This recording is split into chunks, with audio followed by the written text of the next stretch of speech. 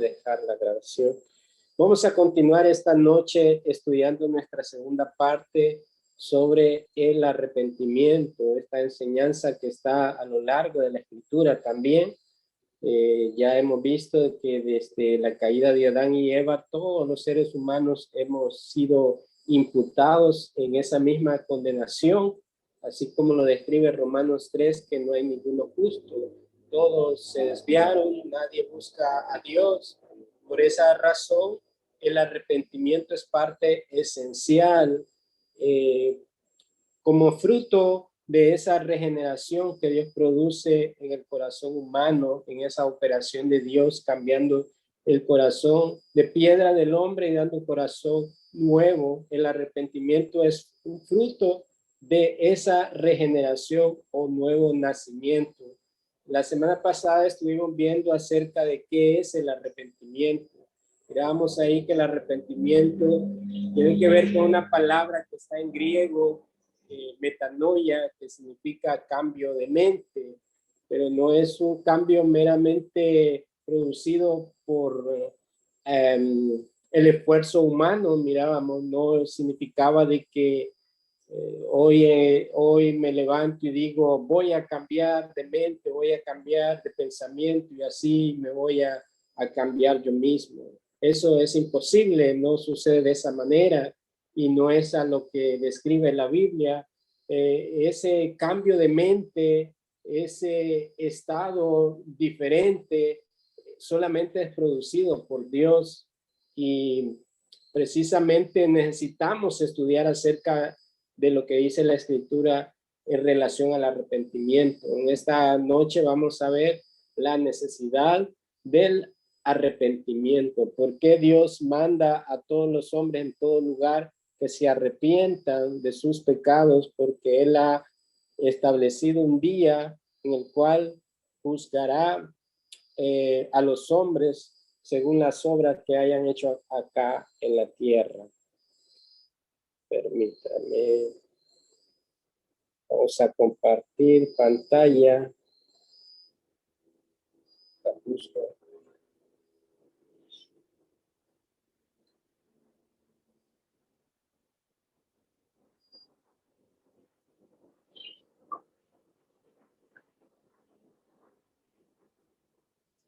Nuestro texto base en esta mañana, en esta noche, está en Lucas capítulo 13, verso 13, es su segunda parte. Jesús está hablando ahí con la multitud que le seguía, por supuesto con sus discípulos. Luego vamos a ver el contexto completo del pasaje. Pero Jesús menciona ahí, dice que antes, si no os arrepentís, todos pereceréis igualmente. Jesús le estaba diciendo a la multitud que le seguía, a sus discípulos, estaba hablando acerca de la importancia del arrepentimiento, porque si no hay arrepentimiento, dice, todos perecerán de manera igual, sin ninguna diferencia, ricos y pobres, poderosos o los ignorantes de este mundo, todos perecerán por igual si no hay ese arrepentimiento. Por eso la Biblia nos muestra la necesidad del arrepentimiento y el llamado que Dios hace a través del evangelio a los pecadores para que se arrepientan a través de la obra de Jesús en la cruz del Calvario, a través de su obra completa, consumada en su muerte, resurrección, ascensión, su ministerio sacerdotal intercediendo por los creyentes a fin de que estos también en aquel día glorioso puedan reunirse y finalmente estar en su reino para siempre. Pero antes manda que se arrepientan de sus pecados en todas las naciones. Así que como introducción, este texto que encabeza nuestra presentación, pues a primera vista parece inflexible y severo, porque es una palabra muy dura, porque menciona ahí antes, si ustedes no se arrepienten, todos ustedes morirán igualmente, perecerán. Y cuando escuchamos esa frase, esa palabra, a muchos quizás les pueda causar impacto. Muchos podrían decir, ¿acaso este es el evangelio? ¿Acaso no es el evangelio aquel Dios de amor, aquel Dios misericordioso, aquel Dios de paz, aquel Dios que nos ama a todos? Cristo no podría haber dicho esas palabras según la mente del hombre caído, ¿verdad? Muchas veces no sabemos quién dice las palabras, pero solamente al escuchar esa frase tan de tanta sentencia, muchos dirían, ¿de qué se trata esto? ¿Es esto el evangelio? ¿Son en realidad las buenas nuevas? Porque pareciera que está condenando a todos los hombres.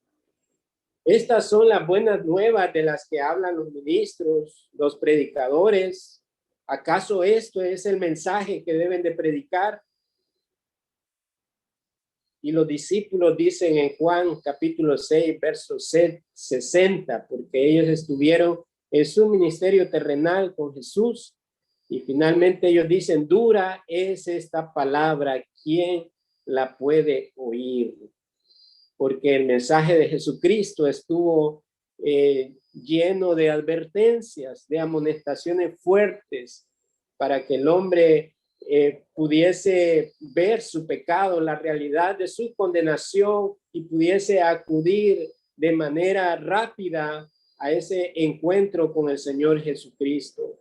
Hoy en día sabemos que los púlpitos ha sido secuestrado este evangelio bíblico. No se está predicando acerca de ese llamado al arrepentimiento, a esa advertencia del peligro mortal en el que están todos los seres humanos separados de Dios, y se ha cambiado el evangelio por un evangelio más suave, un evangelio que apela a las emociones, que apela a la carnalidad del hombre, que apela a los bienes materiales, a la justicia social y tantas cosas por ahí que se están predicando. Pero cuando leemos los evangelios encontramos a Jesucristo, el Hijo de Dios, Dios encarnado, Dios en forma de hombre, haciendo tales afirmaciones que provocan revuelo todavía hoy en día. Dura es esta palabra, dijeron los discípulos. ¿Quién la puede oír o quién la puede resistir? Ese es un comentario de introducción que este ministro de siglos anteriores hizo sobre este pasaje. Y para ampliar el versículo y podamos comprender de qué estaba hablando Jesús y quiénes son los que estaban ahí, necesitamos ver entonces Lucas capítulo 13 del verso 1 al 5, y ahí el subtítulo que aparece en la Biblia dice, el que no se arrepienta perecerá. Y así inicia el primer pasaje y nos dice que en aquella ocasión algunos que habían llegado le contaron a Jesús cómo Pilato había dado muerte a unos galileos cuando ellos ofrecían sus sacrificios. Jesús les respondió, ¿piensan ustedes que esos galileos, por haber sufrido así, eran más pecadores que todos los demás? Les digo que no. De la misma manera, todos ustedes perecerán a menos que se arrepientan. ¿O piensan que aquellos 18 que fueron aplastados por la torre de Siloé eran más culpables que todos los demás habitantes de Jerusalén? Les digo que no. De la misma manera, todos ustedes perecerán a menos que se arrepientan.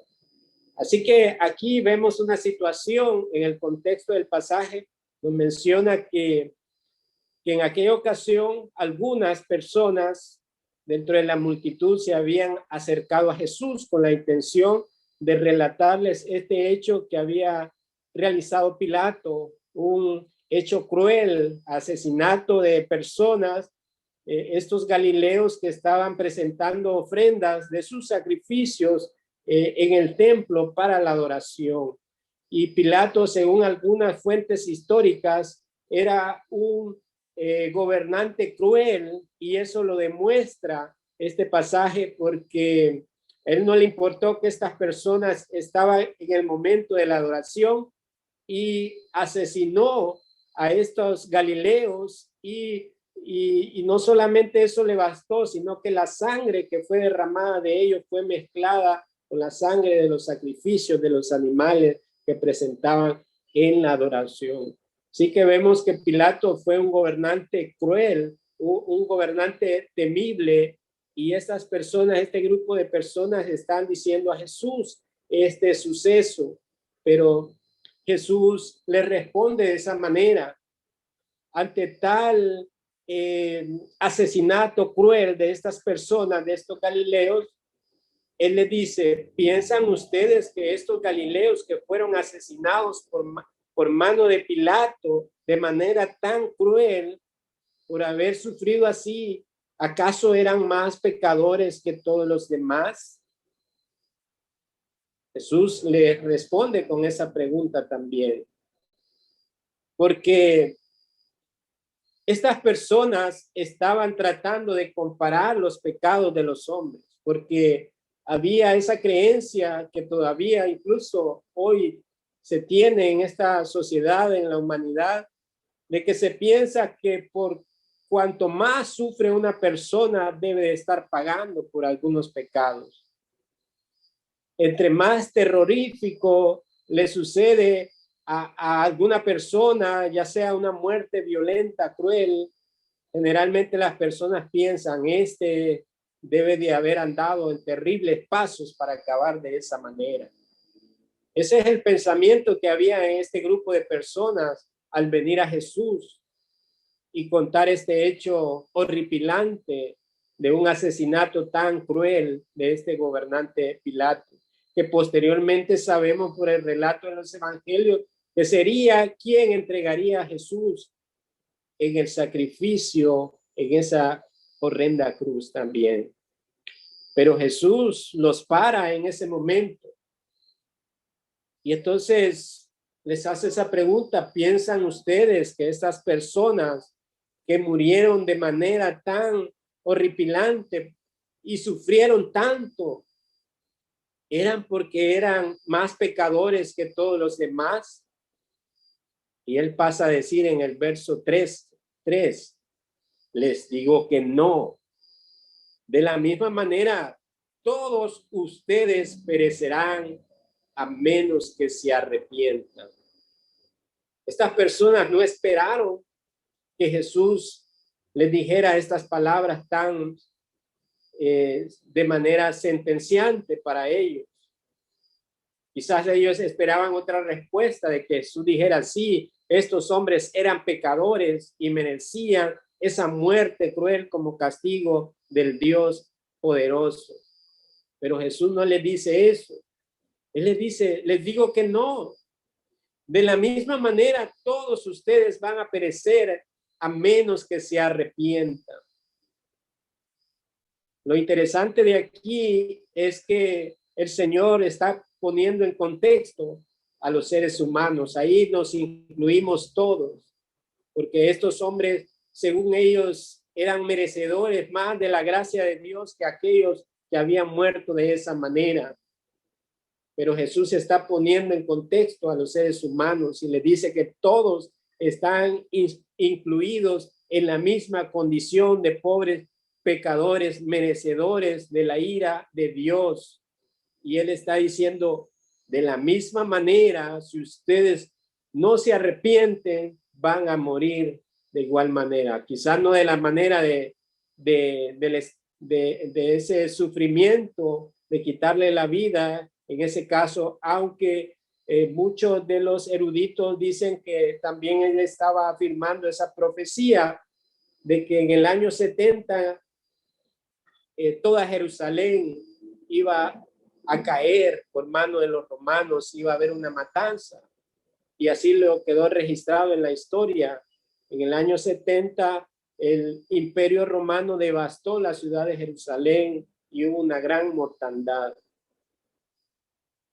Y luego en el verso 4, Jesús continúa con las preguntas a ellos en esta conversación. ¿O piensan ustedes que aquellos 18 que fueron aplastados por la torre de Siloé eran más culpables que todos los demás habitantes de Jerusalén?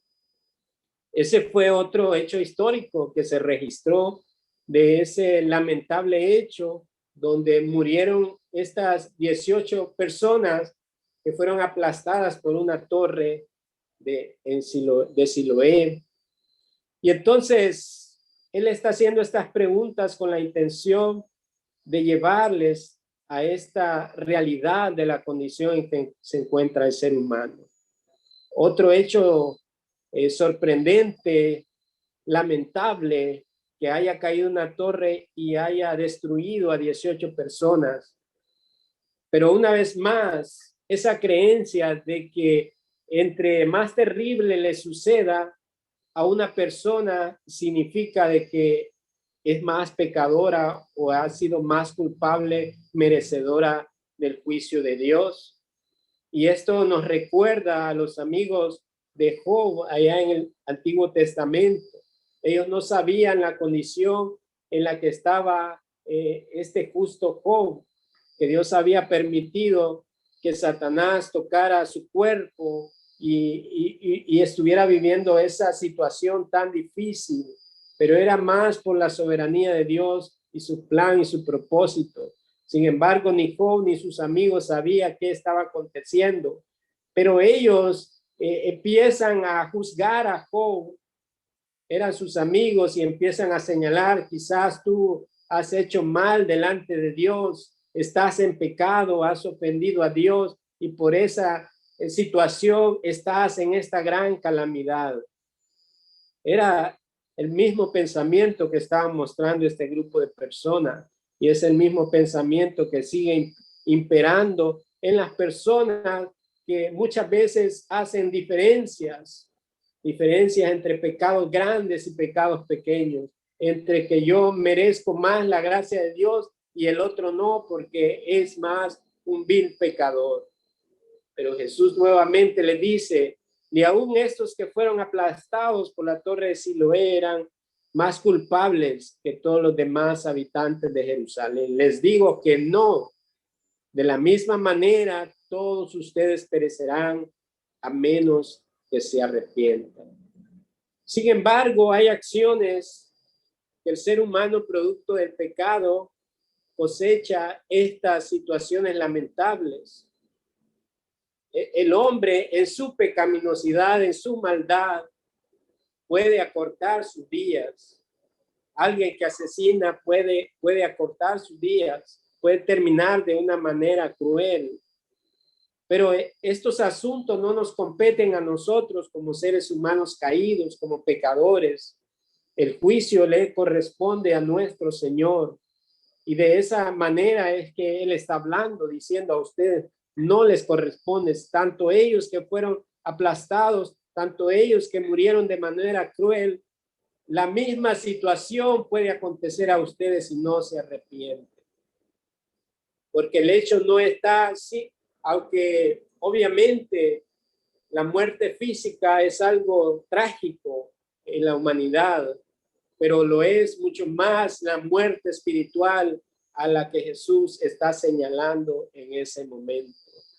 Porque al fin y al cabo, todo ser humano tenemos el día en que nacimos, pero no sabemos el día en que vamos a morir. Y Jesús está yendo más allá. Si ustedes no se arrepienten, mucho más que una muerte física, será una muerte espiritual, una condenación eterna que no tendrá fin en ese infierno eterno. Cuando escuchamos ese pasaje de que todos ustedes, si no se arrepienten, perecerán de igual manera, puede causar ese impacto, ese asombro. Pero ¿acaso no fue de la boca de Jesús que salieron esas palabras? Sí, de aquel Jesús que nos ama con un gran amor que sobrepasa todo entendimiento. Sí, este Jesucristo, el Hijo de Dios, aquel que cambió la historia, aquel que dio su vida, que tanto fue su amor, que dejó el cielo por nosotros y vino al mundo por nosotros, haciendo semejante a nosotros en debilidad, pero sin pecado. este Jesús que fue a la cruz por nosotros, que fue al sepulcro por nosotros y murió por nuestros pecados. Esta muerte sustituta por nosotros, estas palabras que salen de su boca son indudablemente palabras de amor. Pero espere, dice usted, ¿cómo es posible que en esa aseveración tan fuerte haya palabras de amor? Si parece una sentencia de muerte. Pero ¿acaso no es esto cuando alguien está en peligro, por ejemplo, que una casa se incendia y alguien grita fuego, fuego a medianoche? Y de esa manera sobresalta de manera súbita y desagradablemente al hombre que duerme mientras no sabe que su casa está ardiendo. Y es ese grito violento, ese grito fuerte de fuego, fuego, despierta, que si no perecerás dentro de tu casa, es quien finalmente hace que el hombre accione y salga y pueda salvar su vida. Palabras que aparentan de una manera fuerte o con violencia, pero que encierran misericordia en la búsqueda de la salvación para los hombres. Pero ¿quién se va a quejar si ese grito significa la salvación de una vida? ¿Por qué nos hemos de molestar con palabras tan fuertes, con palabras tan sentenciantes, si el propósito es llevarnos para la salvación de nuestras almas?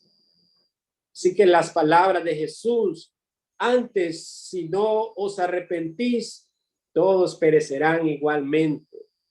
Al principio nos pueden parecer duras y severas y nos preguntamos, ¿en verdad este es el evangelio que debe de ser predicado? Porque si este es el evangelio que debe de ser predicado, seguramente la iglesia no se llenará. Y eso pasa hoy en día. Las iglesias o los ministros que predican el evangelio bíblico generalmente tienen iglesias con poca membresía. Pero vemos en el contraste aquellas iglesias donde los predicadores solamente les predican de prosperidad, de cosas materiales, son las que están llenas. Y nos preguntamos por qué. La razón es la motivación, los deseos del hombre. Pero las palabras de Jesús encierran esa misericordia y ese amor para salvación de los pecadores. Son palabras de amor y pueden ser la única manera de librar del infierno a las almas preciosas, por aquellas que Cristo derramó hasta su última gota de sangre en esa cruz del Calvario. Un padre dice a su hijo que está a punto de tomarse un recipiente que contiene veneno: espera, espera. Y de manera violenta arrebata ese veneno, que si él toma un sorbo seguramente morirá. Pero no podemos acusar a este padre por irrumpir de manera violenta y gritando a su hijo que no lo ama, o una madre también al ver que su hijo va al precipicio le advierte de manera con estas palabras fuertes, violentas: hijo, hijo, detente que vas al precipicio. No podríamos decir que el tono de esas palabras son para destrucción o que esta mujer no ama, esta madre no ama a su hijo. Son precisamente las palabras de advertencia ante el peligro de una muerte inminente. Y esas son las palabras que Jesús está hablando en Lucas capítulo 13. Esa advertencia fuerte de que esto mismo les sucederá a ustedes, esas muertes crueles de las que me están hablando, como que si Jesús dijera, eso mismo les va a acontecer a ustedes si no se arrepienten. Es como que Jesús nos estuviera diciendo, ¿por qué estás pensando en la vida de tu vecino y juzgando y haciendo tanta cosa y no te preocupas por tu alma, no te preocupas por el arrepentimiento que te puede llevar a la salvación. Son las palabras de advertencia que salen de la boca de Jesús.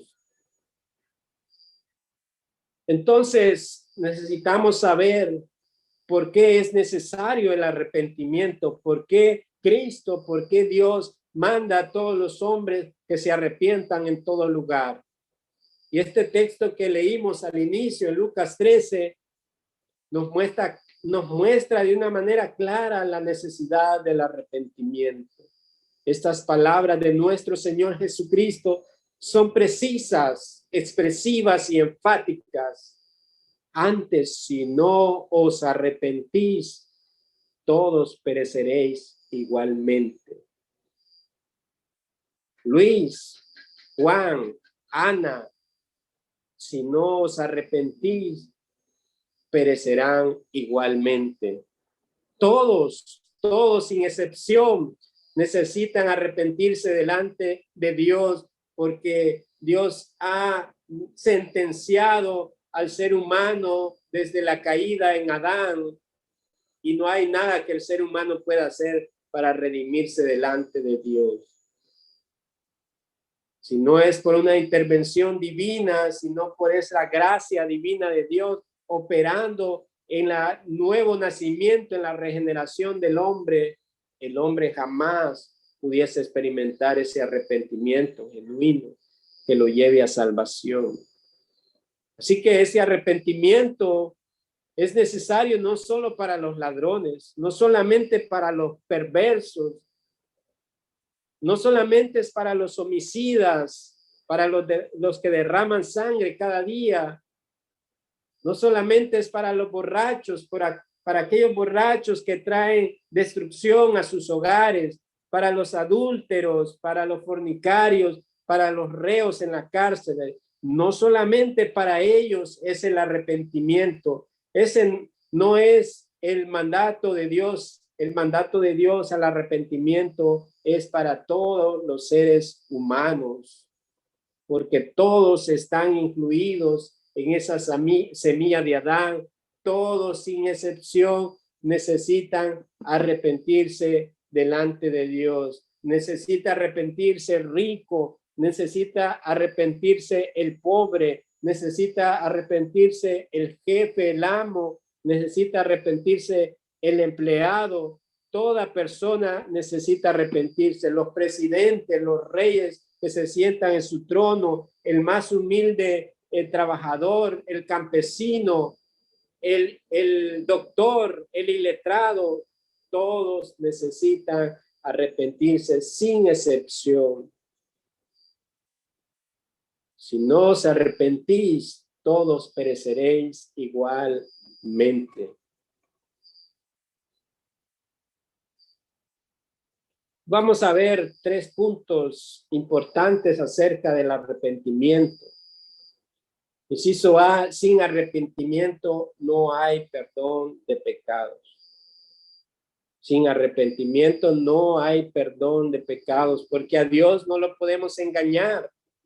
La clase anterior estuvimos viendo que hay 2 tipos de arrepentimiento. El arrepentimiento según el mundo, que viene siendo un remordimiento o una culpa por las acciones que yo he hecho, pero se centra más en la persona y no pensando en que ha violado la palabra de Dios o que ha deshonrado a Dios. El arrepentimiento según el mundo es pasajero. Hoy nos podemos arrepentir en esa manera en que lo hace el mundo, pero al día siguiente se vuelve a lo mismo. El hombre vuelve a lo mismo. Pero el arrepentimiento que es para con Dios, que es producido por Dios en esa obra de regeneración, causa tristeza.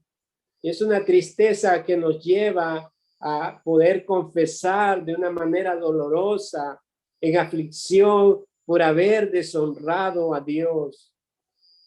Ese es el arrepentimiento que manda la Escritura. ¿Y de dónde viene la necesidad del arrepentimiento? ¿Por qué se usa un lenguaje tan tremendamente fuerte en relación con esta necesidad? ¿Cuáles son las razones por las cuales el arrepentimiento es tan indispensable? ¿Por qué Dios lo exige? ¿Por qué Dios lo demanda? Entonces, en el inciso A, por un lado, porque sin el arrepentimiento no hay perdón de pecados. Y necesitamos tener cuidado al decir estas cosas para que no haya malinterpretaciones sobre esto. Debemos aclararlo, porque aunque el arrepentimiento nos causa tristeza y nos causa dolor y derramamos lágrimas verdaderas, genuinas, pero el arrepentimiento por sí solo no lava ningún pecado. Aunque podamos sentir el dolor de la culpa y pasar una madrugada en aquella aflicción delante de Dios, pero por sí mismo el arrepentimiento no lavará ningún pecado, no quitará la culpa. Y es mala enseñanza cristiana decir que lo hacen. ¿Por qué? Porque este es el oficio, esta es la obra de la sangre de Cristo exclusivamente, la única que puede lavarnos de nuestros pecados. Es la sangre de Cristo la que tiene el poder de poder hacer remisión de nuestros pecados. Así que la contrición no expía ninguna transgresión. Y sería una teología espantosa decir que lo hace. De ninguna manera el arrepentimiento por sí solo puede perdonar nuestros pecados. Ni aún nuestro mejor arrepentimiento es deficiente, imperfecto y debemos repetirlo una y otra vez porque esa es nuestra condición delante de Dios. Todos los días debemos arrepentirnos una y otra vez. Y aún nuestra mejor contrición tiene suficientes defectos como para hundirnos en el infierno.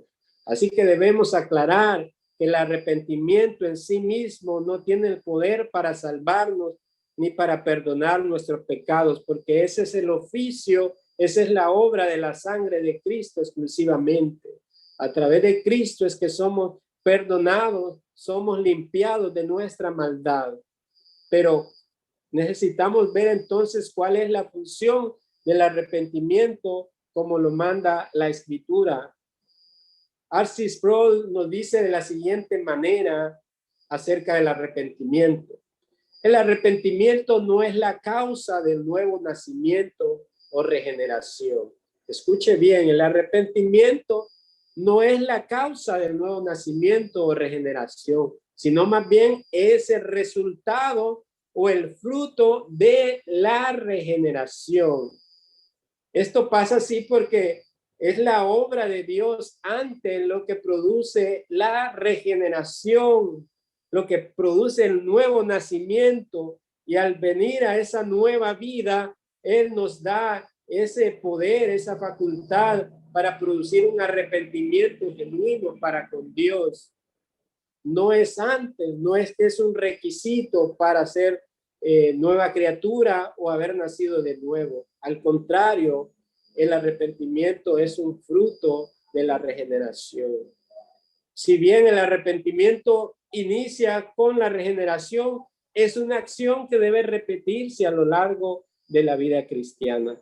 Así que no es en el arrepentimiento que descansa nuestra salvación o el perdón de nuestros pecados. Es en la obra de Cristo, en la obra sustitutiva por nosotros, que produce ese nuevo nacimiento, y por consiguiente hay ese fruto de arrepentimiento continuo que no solamente es una vez, sino que es todos los días, una acción repetitiva a lo largo de la vida cristiana, hasta que el Señor venga nuevamente por su iglesia y ya no necesitemos de arrepentirnos porque estaremos transformados en la gloria del Señor. Mientras tanto, el cristiano debe de vivir una vida continua de arrepentimiento. A medida seguimos pecando, y esa es la manera que Dios usa en su medio de gracia, usa el arrepentimiento. Somos llamados al arrepentirnos cuando el Espíritu nos convence de pecado. Note aquí algo importante, dado de que esto es un fruto del nuevo nacimiento, por lo tanto, esta obra es excluida de los no creyentes, porque los no creyentes, ya dijimos, su arrepentimiento es falso. Su arrepentimiento es más un remordimiento, una culpabilidad de momento, pero continúa preso de sus pecados, esclavo de sus pecados. Pero el arrepentimiento bíblico, el genuino, va después de esa regeneración o ese nuevo nacimiento. Así que necesitamos primero definir esa parte. Inciso B, sin arrepentimiento no hay felicidad alguna en la vida presente. No hay felicidad alguna en la vida presente. Y puede hacer que haya optimismo, entusiasmo, risa, alegría, mientras haya buena salud y dinero en el bolsillo, que es lo típico como vive la gente en el mundo. Ahí tenemos una imagen que nos representa. Aparentemente están muy vivos, disfrutando de una fiesta, de bebida, de amistades. Hay entusiasmo, hay todo ese jolgorio, hay buena salud, anda dinero en su bolsillo, pero ¿cuál es el problema? Estas cosas momentáneas no satisfacen el alma de las personas.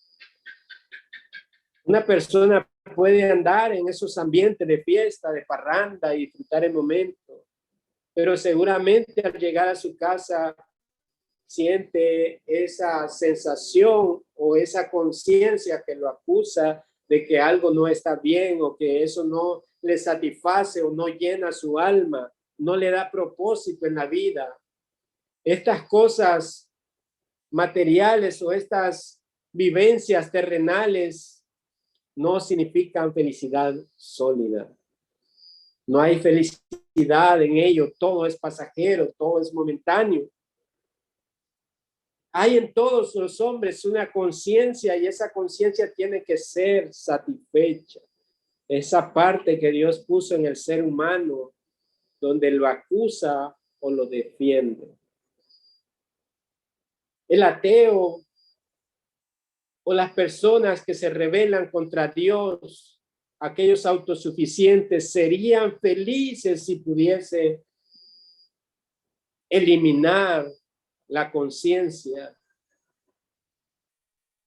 Si pudiesen eliminar aquel ojo que desde el cielo, aquella sensación de que hay un ser supremo que está observando las acciones de los hombres acá en la tierra, el ser humano, si pudiese liberarse de eso, entonces se sentiría satisfecho en sus propias acciones.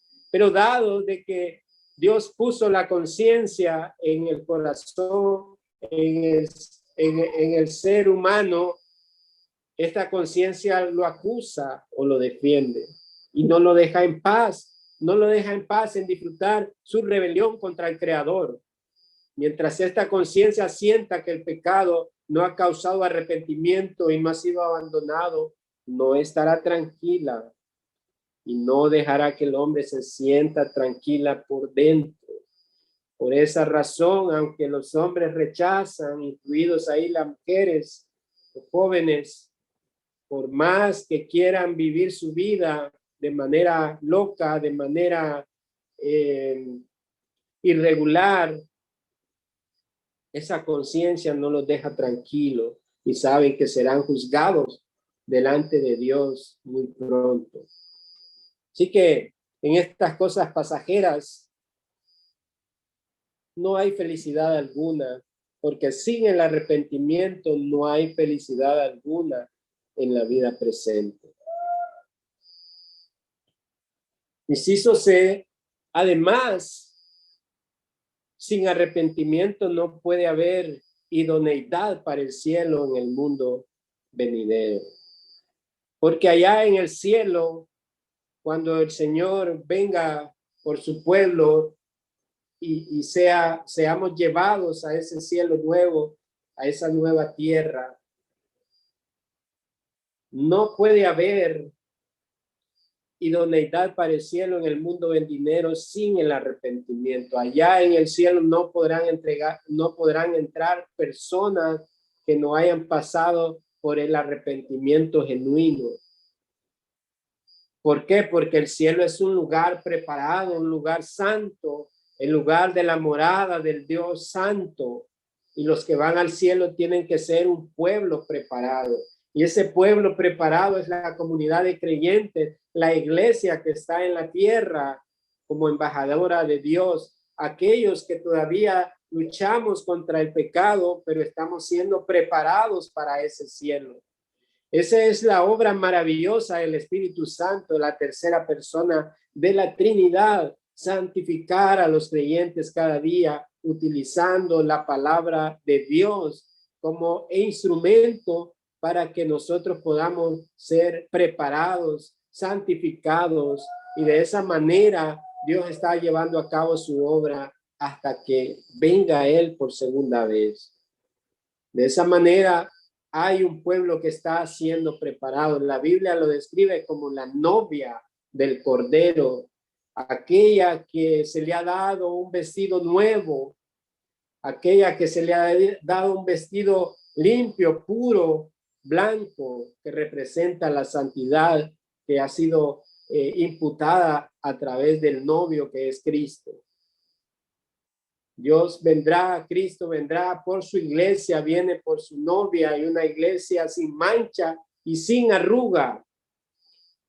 De esa manera los creyentes, los cristianos, en esa vida de confesión, de arrepentimiento constante, estamos siendo purificados para aquel día. Y nuestro corazón tiene que estar en armonía con las labores del cielo. De otra manera, el cielo mismo sería una morada amarga. Imagínese que llegara allá un pecador no arrepentido, que no experimentó esa gracia salvadora de la santificación. Sería extraño para él el cielo, porque no estuvo acostumbrado en la tierra a recibir esa gracia de Dios, a practicar una vida conforme a la regla de Dios, al mandamiento de Dios. Sería un extraño en el cielo, sería una morada amarga porque no está habituado a ese ambiente. Es como el proverbio que nos habla la Biblia, de que aunque el cerdo sea limpiado, bañado, no puede estar en un lugar limpio porque no es su ambiente, no es su terreno. Y finalmente aquel cerdo que fue limpiado, aromatizado, volvió al fango donde se siente cómodo. Ese es el retrato que nos habla la Biblia acerca de los pecadores. No podrán entrar en el reino de los cielos debido a su corazón no arrepentido, y han atesorado ira para el día del justo juicio de Dios. Así que de esa manera sería una morada amarga para los que no se han arrepentido. Nuestra mente tiene que estar en armonía con los habitantes del cielo, o de hecho la sociedad del cielo pronto nos resultaría intolerable. ¿Qué cosas podría hacer usted en el cielo si llega ahí con un corazón que ama el pecado? ¿De qué se podría admirar usted un corazón no arrepentido de esa gracia de Dios, de esa santidad de Dios, si no es un deleite para usted? ¿Qué podría hacer usted en el cielo si llega con un corazón que ama el pecado? Esto nos recuerda el relato histórico de la destrucción de Sodoma y Gomorra, cuando Dios a través de ángeles en forma de hombre advirtieron a... se me escapa el nombre de este personaje. Pero la intención era salvar a este hombre, que salvara a su familia de ese lugar de destrucción. Y finalmente ellos emprenden el viaje para salir de Sodoma y Gomorra antes de la destrucción de Dios. Pero su esposa volteó hacia atrás y no hizo caso a la advertencia del Señor de que no voltearan hacia atrás mientras era destruida Sodoma y Gomorra. ¿Y qué pasó? Esta mujer se convirtió en estatua de sal y ahí fue enjuiciada y fue sentenciada porque su corazón estaba ligado aún a ese sistema pecaminoso de Sodoma y Gomorra. De esa manera, los corazones no regenerados, los corazones que aman el pecado, ellos les gusta estar en el ambiente del pecado y no en las cosas celestiales. Entonces, ¿cómo podría llegar a alguien con un corazón que ama el pecado y estar en un lugar tan maravilloso, glorioso como lo será el cielo, irradiando de santidad, de la gloria de Dios? Imagínense si llegara un no creyente, un no regenerado. ¿Con cuál de los santos hablaría? Aquí se refiere más que todo a todos los santos de la Escritura, los que vivieron en el Antiguo, en el Nuevo Testamento. Pero claro, también están todos los santos, aquellos que han sido santificados con la sangre de Cristo. ¿Con cuál de los santos hablaría? ¿Qué cosas tiene un corazón que ama el pecado que compartir con los santos de Dios? Si su oído, si su corazón no estuvo deleitándose en la verdad de la palabra de Dios, ¿qué cosas hablaría un corazón no regenerado que ama el pecado? ¿Junto a quién se sentaría si aquí en la tierra le ofende que el cristiano le anuncie la palabra de Dios? Si aquí en la tierra le ofende o lo torna como aburrido que le hable la palabra de Dios, ¿con quién se sentará ese corazón que ama el pecado en el cielo? Seguramente los ángeles de Dios no producirían música melodiosa en el corazón del que no puede aguantar a los santos en la tierra y que nunca alabaron al Cordero por su amor redentor. ¿Qué pues podría ser un corazón no regenerado que ama el pecado en un lugar como en el cielo? Es imposible. Es imposible que llegue allá una persona con esa naturaleza, una persona que no le interesa leer la Biblia ahora en este mismo momento, que la ve aburrida, que no le importa conocer quiénes fueron los profetas, quiénes fueron los enviados de Dios en la Escritura. ¿Cómo puede estar en el cielo una persona así si no se arrepintió en la tierra? No puede haber felicidad alguna en el cielo si ahí llegamos con un corazón impenitente, lleno de pecado. Así que por esa razón Dios manda a los hombres que se arrepientan en todo lugar. Y la necesidad del arrepentimiento es latente para todos los hombres.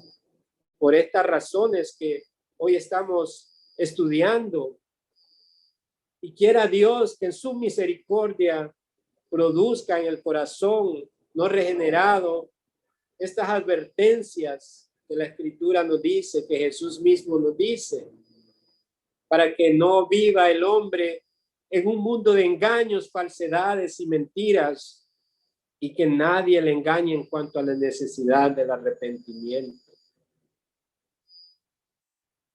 Así que también es un llamado para el creyente a vivir una vida consecuente como su nombre, cristiano. Es una necesidad absoluta de un auténtico arrepentimiento ante Dios.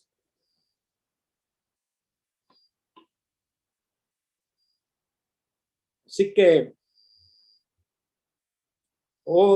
dice ahí el texto, que los que profesan ser cristianos vieran y supieran y sintieran más de lo que hacen de la necesidad absoluta de un auténtico arrepentimiento ante Dios. Hay muchas cosas que no son necesarias. Las riquezas no son necesarias. Hablando en el sentido de lo que es importante en realidad. Obviamente el dinero es necesario en esta tierra, pero La Escritura nos manda que no pongamos nuestro corazón en las riquezas de este mundo. Las riquezas no son necesarias, la salud no es necesaria, la ropa fina no es necesaria, los dones y el mucho saber no son necesarios. Millones han llegado al cielo sin todo eso. El más pobre bajo el cielo, bajo la tierra, aquel indigno en los lugares más difíciles de la tierra, ha llegado ante el trono de Dios al cielo sin necesidad de poseer todas esas riquezas materiales.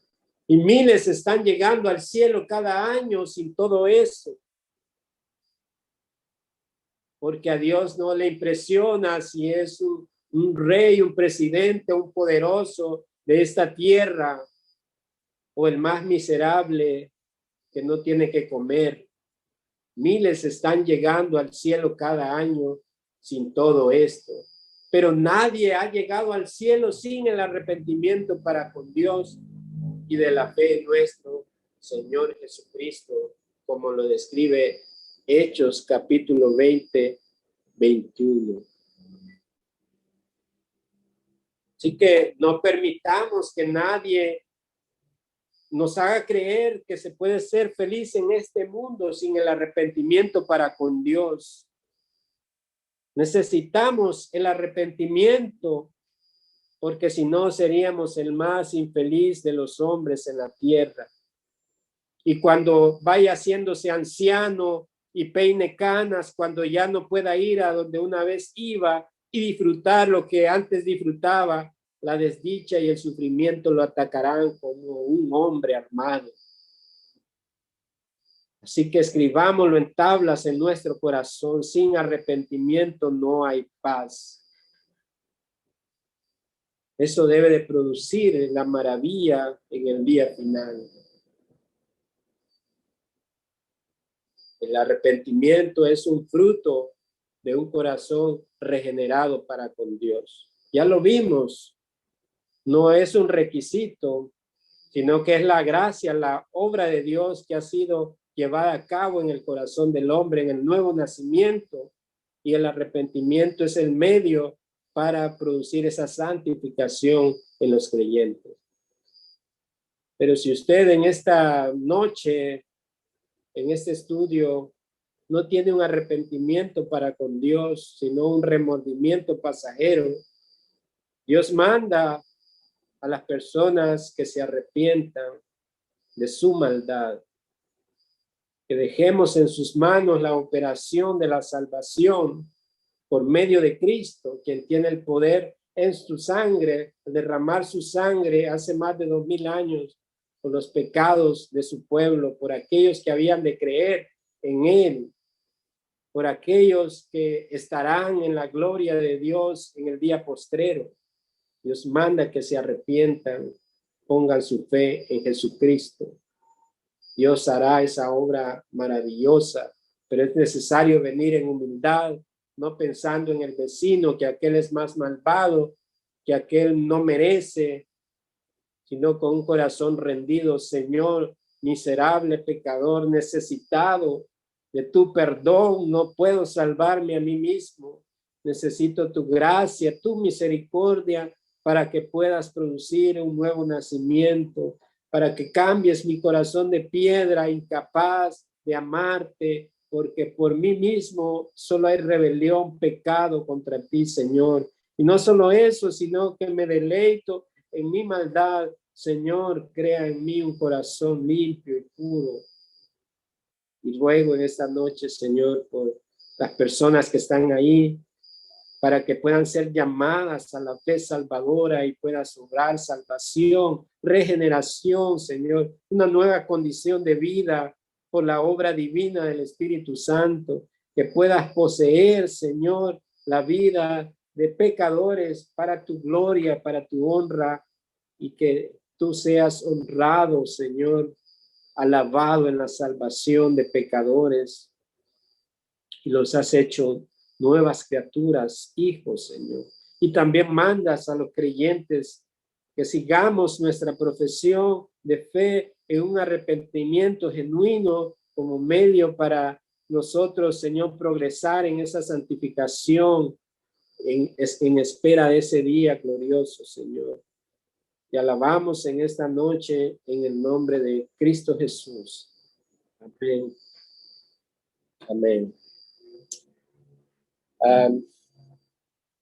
Muchas gracias por estar un jueves más conectados en este tiempo de estudio. El próximo jueves vamos a continuar ahondando más sobre el arrepentimiento, porque es algo profundo de lo que la Biblia nos enseña, pero cosas tan extraordinarias como las joyas de Dios que nos ha dado en la Escritura, a fin de que el hombre pueda venir a la paz por medio de Cristo en él. Buenas noches, gracias por su valioso tiempo. Que Dios siga obrando en nuestros corazones.